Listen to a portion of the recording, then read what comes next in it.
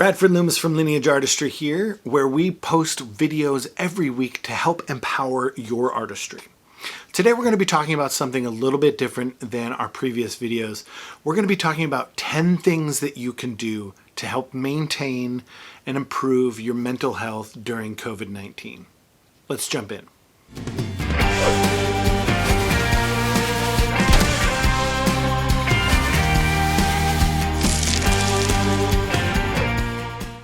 So 2020 was pretty much the year from hell. And here we are 1 year to the month of the lockdown in the United States. And this pandemic is still raging. It's affected so many people in so many different ways, not the least of which artists and entrepreneurs and small business owners have been clobbered by this. But it's affected everybody. Some of the problems that many people are dealing with are depression. Feelings of isolation and loneliness, wild mood swings. That's one for me. It's one day is a great day, the next day is I'm stressed out and I feel like a failure. Financial stress, housing stress, fear and anxiety levels through the roof. People just are overall stressed out. We're all feeling it. You take a pandemic and you throw it on top of the most tumultuous political election in modern American history, and people are bound to be stressed out. And lo and behold, we are very stressed out. And it's been a very hard year for so many people, and we've lost 500,000 lives in America.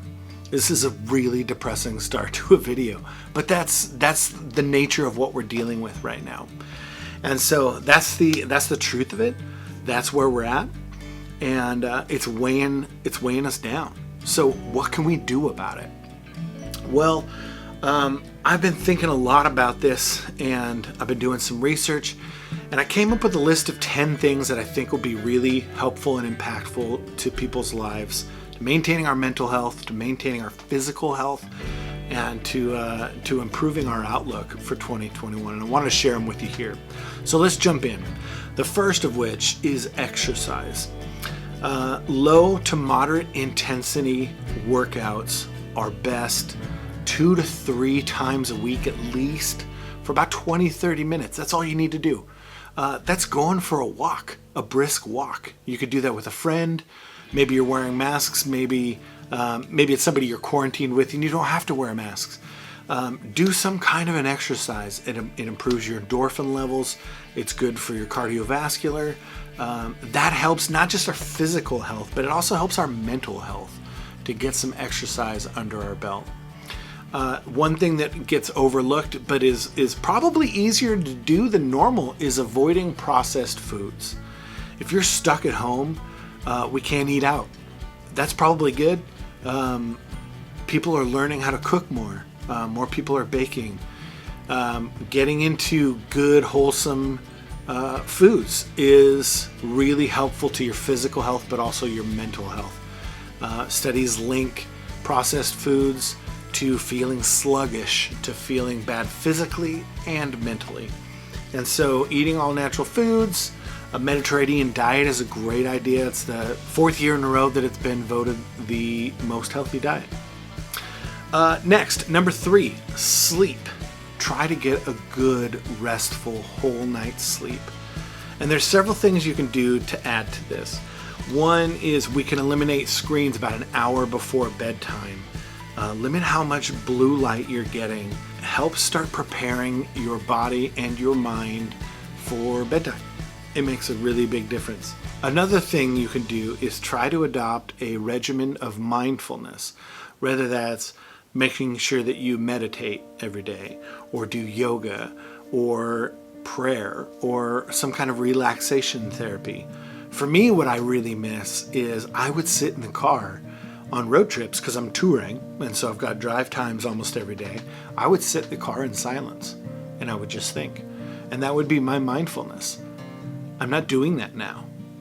I've got a screen in front of me almost always. And so I've had to really kind of push back on that and start establishing some time of quiet and mindfulness. Item number 4, get outside. Whether it's that walk that we talked about for the first item, which was exercise, whether it's sitting on your porch or your deck drinking coffee first thing in the morning, or at dusk as the sun goes down, get some time outside, some time in nature, a hike, go into a park. It's a great way to get fresh air, to get into nature. That has an effect on our mental health, and it can be a really big impact.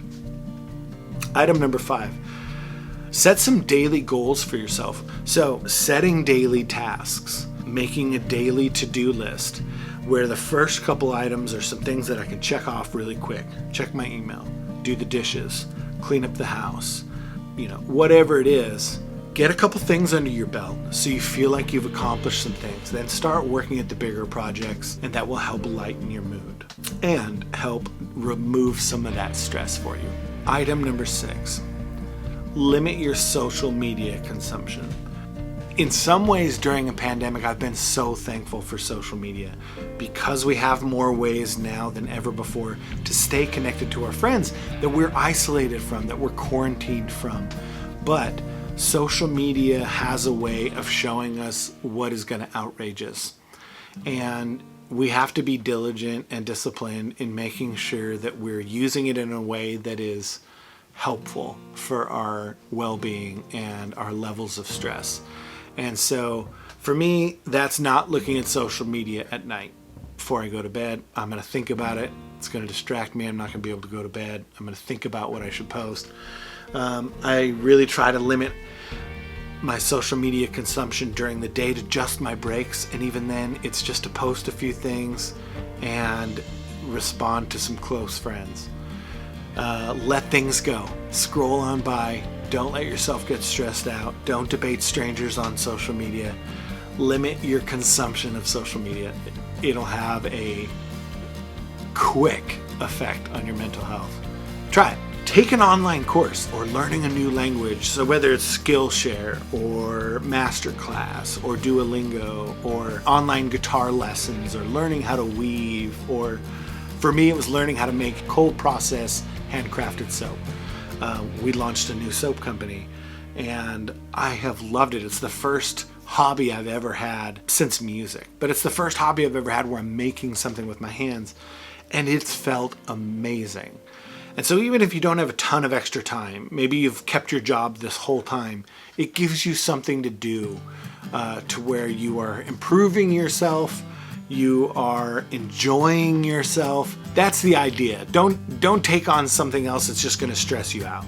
Take on something that you can have fun with, that can be hobby, that can be light, and you can enjoy. Find a meaningful way to reach out to your friends. Whether this is making a list of like 5 to 15 friends that you can reach out to every week and shooting them a text message or giving them a call. I recommend getting on FaceTime or Zoom and something where you can see each other face to face, because that makes a big difference. It's not just talking to them. It's also seeing that body language, the facial expressions. It's looking in each other's eyes. It makes a big difference. And though it's not the same as embracing someone or hugging them or being in their physical presence, it can make a big difference. And I highly recommend it. It will help them to feel cared for when you reach out to them. You will feel cared for when they reach out to you. And it's a great way to have some kind of regularity and something you can look forward to. Maybe start a virtual book club or get together and talk about a movie. Watch a movie together on FaceTime or play Dungeons and Dragons. There's all kinds of really cool stuff you can do. Set up some kind of a time and get together with your friends virtually. Number 9, try to stay positive. Try to focus on positive things. A great way to do this is to, before you go to bed or first thing in the morning, think about 3 things that were positive from the last day, or 3 things that you're looking forward to for today. Or if you're quarantined with somebody, have a discussion with them about 3 things that you were excited about. It doesn't have to be 3 things, arbitrary numbers. Focusing on the positive has a way of pointing us towards that positive outcome and that positive energy, and that can be uplifting. Last but not least, this is something that I have found to be very effective for me. As an artist, whether it's coming off of tour or releasing an album, whenever I do some kind of a big project, whenever I have some big piece of great news, something exciting that happens, when it's all said and done, I hit this valley. I call it the beautiful letdown. Every year around November, December, I swing into it, and this last year, it was pretty much the whole year. Whenever I find myself in this beautiful letdown, it's really easy to focus on what I don't have, what isn't going well for me. It's that negative energy. Try to find a way that you can safely and socially distance, of course, help somebody else. It gets you out of your circumstances. It gets you out of your heaviness, out of your negativity, out of feeling negative, I mean. And it puts you in a mindset where you're putting other people first. That always makes us feel better. That always makes me feel better. And I think it's us doing a little bit to help make the world a better place in that moment. And gosh, isn't that kind of what we need right now? So those are the 10 things that will help us maintain and improve our mental health. And if you guys enjoyed this video, if you got something out of it, give it a like. If you have any questions or comments, maybe you want to reach out and talk to me about something, you can leave a message in the comments. If you'd like more, I'll leave my email in the description down below, and you can reach out to me. And of course, if you haven't had a chance yet, please subscribe to the channel, and I will see you guys next week. Thanks.